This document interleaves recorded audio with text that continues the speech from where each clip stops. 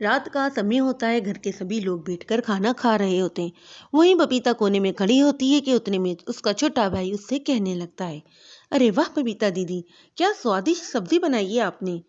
बबीता का छोटा भाई उसकी बनाई सब्जी की तारीफ करने लगता है। बेटे की बात सुनकर उसके पिताजी भी बोलने लगते हैं, हाँ वाकई बड़ी लाजवाब लौकी की सब्जी बनाई है तूने बिटिया, खाते ही मुंह में घी की तरह घुलती जा रही है। बबीता ने उस रोज वाकई बहुत अच्छी सब्जी बनाई थी। तभी छोटू ने पूरी 6 रोटियां खाई और उसके पिताजी ने भी पेट भरकर खाना खाया था। आखिर में नतीजा ये निकला कि बबीता के लिए कुछ नहीं बचा था। आखिर में उस गरीब बेटी को पानी से ही पेट भरना पड़ा था। ये कहानी है चंदनपुर में रहने वाली गरीब बबीता की, जहाँ वो एक टूटे फूटे घर में अपनी दादा, भाई छोटू, बीमार माँ ममता और अपाई धनेश रहता था। एक हादसे में धनेश की टांगे नहीं रही थीं, जिसके बाद घर का खर्चा ममता ही चला रही थी। मगर पिछले एक हफ्ते से ममता की हालत बिगड़ी हुई थी। ऐसे में बच गई बबीता, जो असल में घर वालों को काम की झूठी बात बताकर अब तक खुद के जोड़े गए गुल्लक के पैसों से घर का खर्चा चला रही थी। ओह, अब तो मेरे पास कुछ भी पैसा नहीं बचा है। मुझे जल्द से जल्द कोई ना कोई काम जरूर ढूंढना होगा, वरना मुझ गरीब की रसोई में आखिरी दाना भी खत्म हो जाएगा। बबीता इंतहाई परेशानी के आलम में मन ही मन में सोच रही होती है।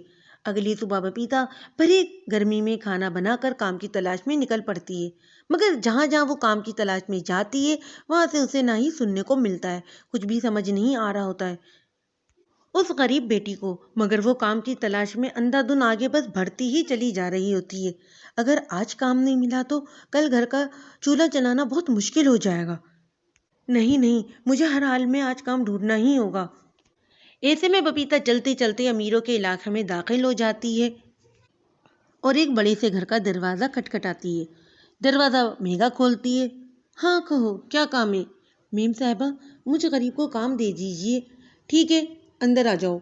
मेघा बबीता को पूरा घर दिखाकर उसे काम बताती है।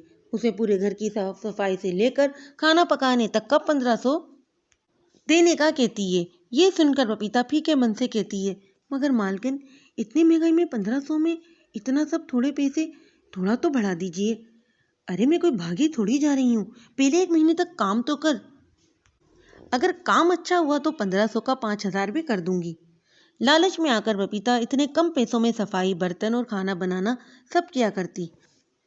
एक रोज बबीता जब मेघा की रसोई में कदम रखती है तो वहां बर्तनों से भरा संग देखकर खुद से कहती है, आह, अमीर और गरीब की रसोई में कितना फासला है।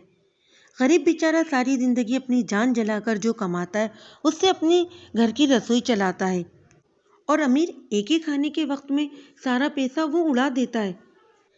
अरे ओ महारानी, अकेले में क्या बड़बड़ा रही है। हाँ कुछ नहीं मालकन, वो मैं कह रही थी कि इतने सारे बर्तन। ओह, तुझे ये सब काम करने के ही पैसे मिल रहे हैं, ज़्यादा और कम क्या। चल खामोशी से अपना काम कर। पर ऐसा करके सबसे पहले मेरे लिए कप चाय बना दे और साथ में कुछ समोसे भी बना दे। मेघा पपीता को बहुत बुरी तरह झाड़ कर रख देती है। इसी तरह दिन बीतते चले जाते हैं। ऐसे में उस गरीब बेटी की जिंदगी अमीर और गरीब की रसोई में बटकर रह जाती है।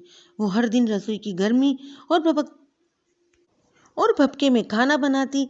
इसी तरह 1 महीना बीत जाता है। मेम साहब, आज मुझे पूरा 1 महीना हो गया है काम करते हुए, आप मुझे पैसे दे दीजिए। पैसे? कैसे पैसे?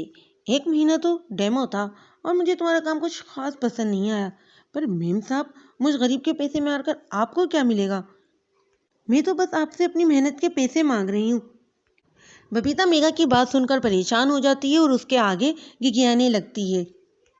तभी मेघा उस पर हजारों एहसान जताती हुई उसके हाथ पर 50 रुपए धर देती है और कहती है, ये ले और अब चल निकल यहाँ से। मेम साहब, 50 रुपया? 1500 रुपये ना सही, आप मुझे 1000 रुपये ही दे दो। 50 रुपये में क्या आता है।